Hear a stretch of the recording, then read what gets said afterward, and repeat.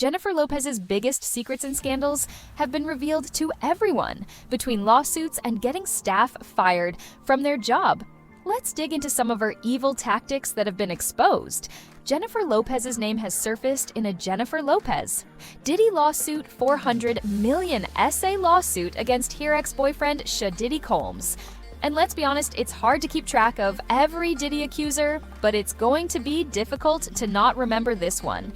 The case filed by Michigan inmate Derek Lee Cardello Smith, who, by the way, is serving his decades-long sentence for an essay case of his own, alleges that Diddy spiked his drink and essayed him during a 1997 after-party court. Documents reveal plans to call Jennifer Lopez a witness, citing her past relationship with the rapper from 1999 to 2001 as potentially helpful for providing relevant insights. Cardello Smith alleges he first met Diddy while working as a bartender. Now he claims Diddy invited him to a private after-party at a Detroit hotel where the rapper offered him a drink laced with an unknown substance, according to the lawsuit. Cardello Smith lost consciousness and later woke up to Diddy engaging in intimate acts with a woman he alleges. Diddy remarked, "I did this to you too," upon noticing he had regained consciousness, while Lopez has not publicly commented on the allegations. Her potential invention has captured widespread attention. Speculations suggest her testimony could provide crucial insights into Diddy's character during the time of their relationship. Now, the mention of Jennifer Lopez has added a new dimension to the case, fueling public interest and speculation. And while it remains unclear whether Lopez will testify or not, her involvement could influence the trajectory of the lawsuit and bring additional attention to the allegations against Diddy. Now, Diddy's legal team has labeled it as baseless, and that Cardello Smith mentioned two different locations for this alleged incident. They are also arguing that the claims were filed past the statute of limitations. So time will tell me if J.Lo comments or gets involved in this or not. So keep your eyes and ears out for updates on this very bizarre case. Jennifer Lopez once got hotel staff. J.Lo loses it on staff fired for autograph requests, and this is one of just all kinds of ironic. Like, J.Lo has had a fair few movie roles under her belt. One of my guilty pleasures is Made in Manhattan and came out in 2002 now in this movie. And much like Jennifer's Hispanic roots are the character plays a Puerto Rican hotel mate trying to make ends meet while she cares for her young son as a single mom. No, in 2012, in her real life, Jennifer's trip to Germany made major headlines because a hotel worker who was also a maid, who's named Prey Doage, was reportedly fired on the spot for requesting an autograph. According to sources, Prey asked her assistant for an autograph and was fired the next day for no reason.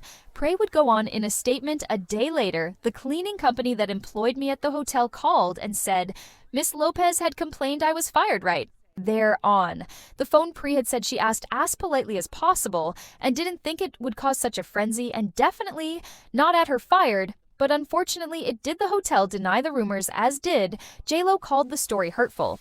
Of course, when Jennifer was being interviewed on playing a hotel worker in Maid Man, she only had wholesome things to say, with her stating, "My character is just trying to make ends meet." I really relate to her. You shouldn't judge or discard people. Now talk about putting your money where your mouth is, right?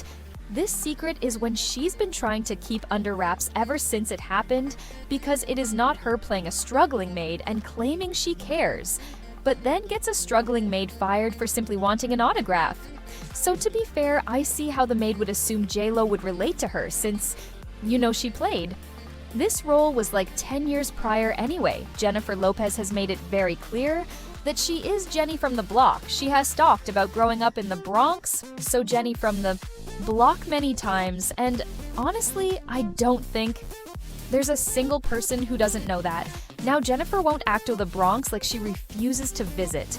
Now, pulling yourself out of poverty is nothing to be ashamed of. In fact, it can be something to be proud of. A homeless Chris Pratt was once serving up shrimp and living out of an RV before he got famous, and Mila Kunis's family moved to the US with just $250 to their name, so while some SBS, put their humble roots behind them and never look back. As I mentioned, a huge chunk of J.Lo's fame comes from repeating over and over that she's still Jenny. From the block, she grew up in the Bronx, and her family. Wasn't rich J-Lo even going on their court and said, "I shared a bed with my two sisters," and yet she won't actually go back there, and despite growing up in poverty in the Bronx and writing a song about TJ-Lo only agreed to be in Avhickle commercial if she didn't have to go and film it in the Bronx. Now, this report centered around J-Lo's 2011 Fiat commercial, where the company figured it would be neat to film the star in her home territory fair. And while the ad appears to be in the Bronx, it was filmed in Los Angeles. Now, it was reported that J-Lo used a body double for the Bronx, which is insane. I have no words, but also I have so many questions like, why not just film in the Bronx? Was she scared? Does she feel too good to go there now? Is there someone she didn't want to run into? These answers, we might never know. But what do you guys think the reason was? Now, Jennifer Lopez has been known to Jennifer Lopez rude interview, give very questionable interviews, and has been accused many times of being rude to not only the person interviewing her, but to everyone else on the set. As well, now one interview in particular, that was a very alarming one.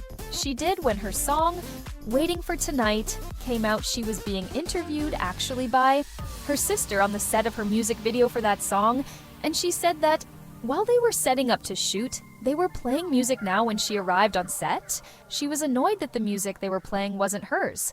Now, remember, she is the one recounting this story. Then she goes on to say that she started to vibe with the music. It was dance and catchy, but she said she did. So begrudgingly.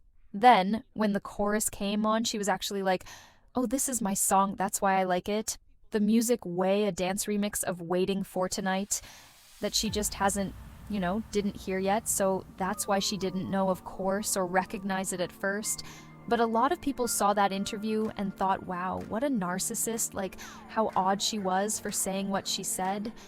Like no self-awareness at all. She was laughing at her story like she was the most charming person in the world, not the humble, Jenny from the block that she tries to portray. This isn't the first time.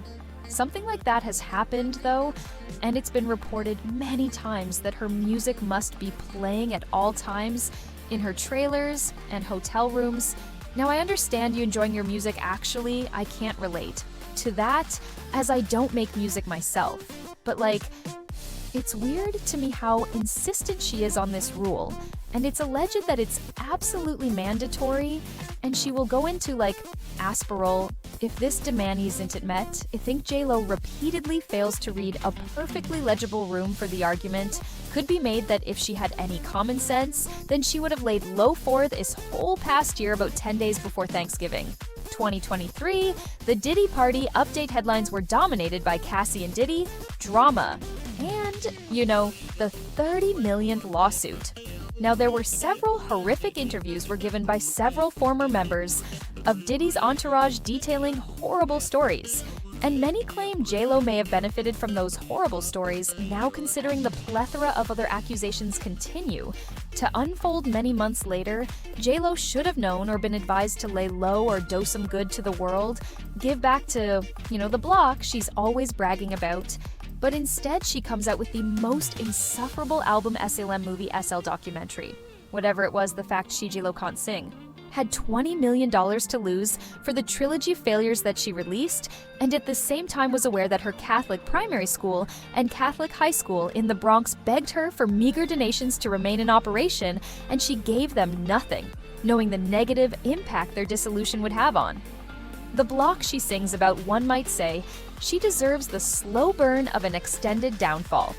Now, many critics have said that she lacks authenticity in one's social media. Users said aside from the fact that she has no actual singing talent and has been relying on the uncredited voices of other women like Ashanti and Christina Milian to carry her songs, she insists on pushing the narrative that she's a hood girl from the block. And it's become so obvious that everything about her is phony. Noon from her old neighborhood claims her. She doesn't do anything for the community that supposedly made her who. She is everyone who's ever crossed PA with her as a service worker. Only has horrible things to say to another person. Went on to say, her latest projects reek of vanity and delusion. No one thinks Benefit is the greatest love story no one even asked for. That even Ben seems embarrassed about it. And she tried to make this whole song and dance act about her life so deeply and profound, but it's just completely unhinged nonsense that's so out of touch with reality. She really is now a big secret JLo never wanted to get revealed, but did, is the story of how she shamelessly stole songs and vocals from other artists' tea. Here have been allegations and controversy surrounding Jennifer's music and vocals over the years. Some critics and fans have accused her of using ghostwriters, auto-tune, and stealing vocals.